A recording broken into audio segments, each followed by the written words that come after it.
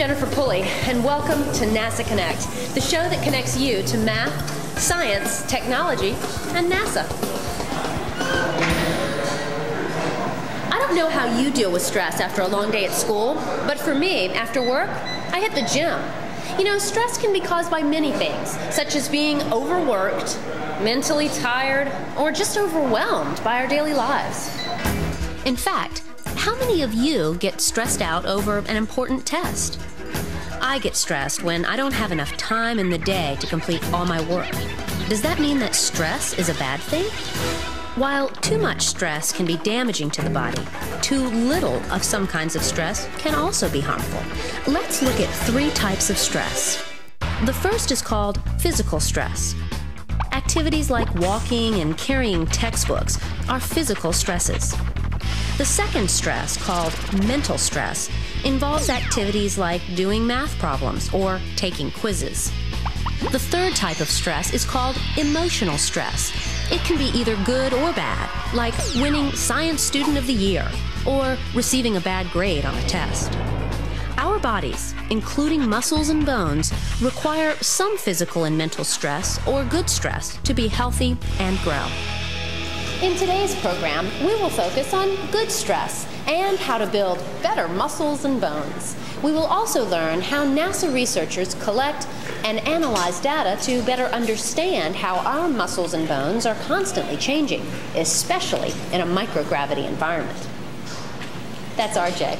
He's a friend of mine who's an up-and-coming cross-country star.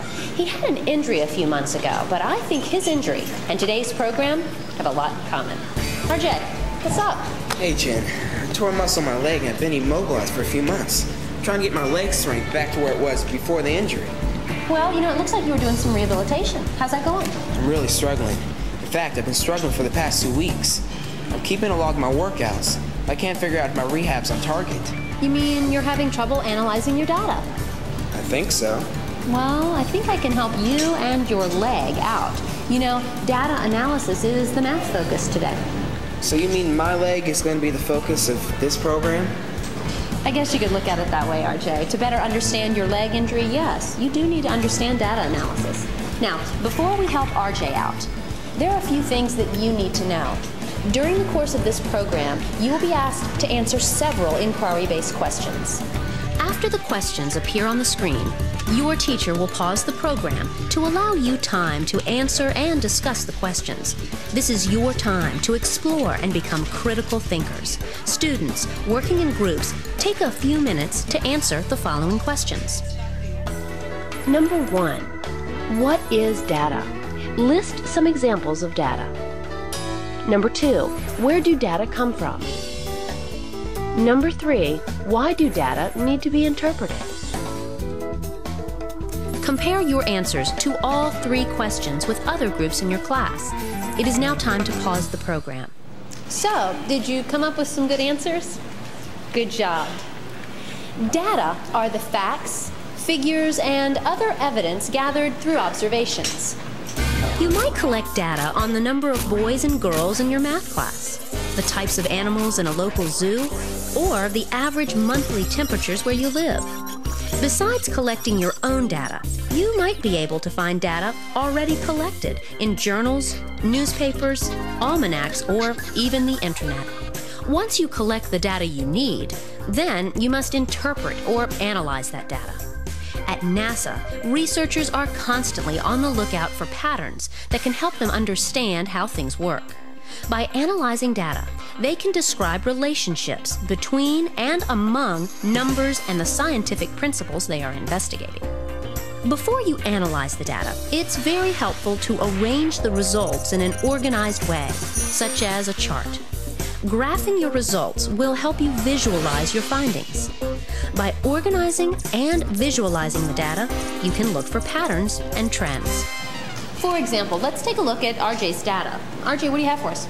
Well, the display shows the amount of weight my right leg can lift when doing a set of 10 repetitions on a leg extension machine. The data was taken over a 4-month period. So it looks like your data are organized by time and weight, you know?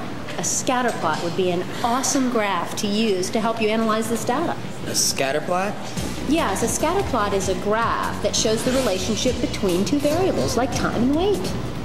Scatter plots let you visually determine whether the trend in your data is positive, negative, or none at all. In your case, the two variables are time and weight. To make a scatter plot, we plot these two variables as ordered pairs. Here's what the scatter plot looks like. The x-axis is the time, and the y-axis is the amount of weight. And don't forget, you always need a title for your plot. Can you determine a trend or relationship in the scatter plot?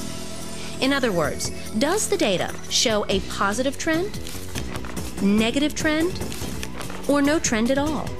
This would be a great time to pause the program and discuss the relationship with your fellow students and teachers. It's now time to pause the program. Well, RJ, what can you determine from the plot? I noticed that my leg strength increased between March and May. But over the last month, my leg strength has remained constant. You know, RJ, you're right. You did have a positive trend for a couple of months. But I wonder why you leveled off. You know, I know someone at NASA who is the lead astronaut strength, conditioning, and rehabilitation specialist. Her name is Beth Shepard, and I bet she could help you out with your rehab program. Here's her contact information. Give her a buzz. Thanks, Jennifer, for all your help, especially learning how to analyze data. I'll talk to you later. Okay. Let's see what he can learn from Beth Shepard about muscles, bones, and rehabilitation.